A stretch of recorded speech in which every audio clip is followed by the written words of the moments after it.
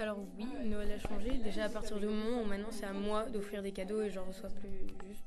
Et aussi, repas de famille, de toute façon c'est toujours à l'autre bout, mais cette année c'est moi qui dois me sacrifier et conduire. Donc ça, à ce niveau-là, ça a changé. Moi personnellement, l'intérêt c'est pas plus sur la nourriture, sur les cadeaux. Quand j'étais petite, c'est vraiment les cadeaux. Maintenant, voilà, la nourriture avant tout. Et le champagne.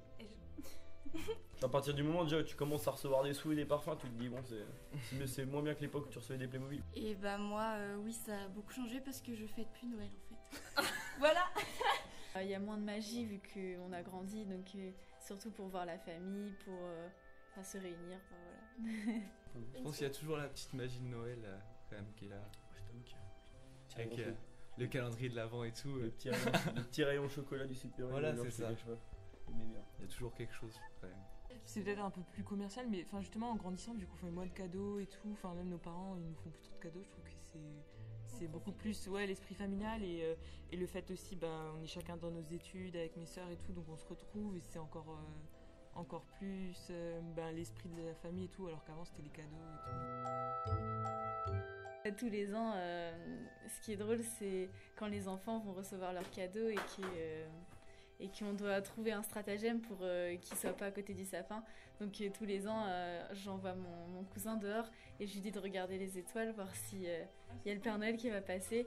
Et au final, après, on lui dit « Oh non, il est passé, tu l'as pas vu » et ça, c'est rigolo. Quand j'étais petite, mon frère est venu me voir, on fêtait Noël ensemble, il est venu me voir en me disant « Oh, regarde, Eugénie va dehors, on a vu le traîneau du Père Noël avec les reines et tout. » Moi, en pyjama, je me précipite dehors, il fait froid, il n'y a personne, je reviens « Ah bah mince, tu l'as loupé, en plus on les a caressés et tout. » La déception a été très grande, voilà.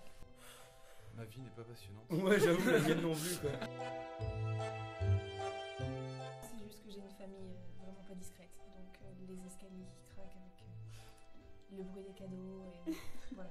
Je crois que j'en avais parlé avec mes parents et puis voilà, ils m'avaient pas menti plus longtemps que ça.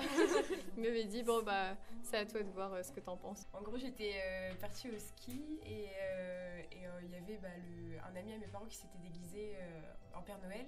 Donc ils avaient réuni tous les enfants, entre tout petit jusqu'à peut-être 6-7 ans. Moi j'avais 6 ans et puis bref, il arrive tout déguisé, machin, sauf que j'ai reconnu sa voix. Et à l'autre bout de la salle, je voyais ma tata, je disais « Mais tata, c'est Serge qui est déguisé !» Et du coup, tous les enfants ont arrêté de croire au Père Noël en même temps que moi. Voilà. Ma meilleure amie de l'époque qui m'a dit non mais ça n'existe pas, moi les cadeaux ils sont cachés sous l'armoire.